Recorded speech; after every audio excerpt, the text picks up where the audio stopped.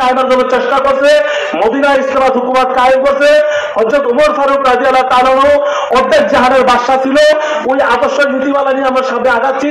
আপনারা দিঘিরপাড় ইউনিয়নে প্রত্যেকটা ওয়ার্ড, প্রত্যেকটা ঘরে ইনশাআল্লাহ ইসলামের দাওয়াত পৌঁছে দিবেন, পাবেন তো ইনশাআল্লাহ ভাই? এই বলে আমার আজকে আলোচনা শেষ করতেছি। আসসালামু আলাইকুম ওয়া রাহমাতুল্লাহ। سيدنا ونبينا وشفيعنا وحبيبنا ومولانا محمد. اللهم آمين. ربنا آتنا في الدنيا حسنة. আমাদের দেশকে শান্তিময় দেশ হিসাবে কবুল করেন। আয় আল্লাহ, বাংলাদেশে ইসলামী হুকুমত কায়েম করে দেন। আয় আল্লাহ, গণতন্ত্রকে উৎখাত করে দেন। আয় আল্লাহ, যারা গণতন্ত্রের উপর ঐক্যবদ্ধ আছে, আয় আল্লাহ তাদেরকে মূল শক্তি, আমাদের এই শক্তিকে, ইসলামী শক্তিকে আপনি বাংলার জমিনে কায়েম করেন। আয় আল্লাহ, আমাদের কাজকে আপনি কবুল করে নেন। আয় আল্লাহ, আজকে সমাবেশকে আপনি কবুল করে নেন।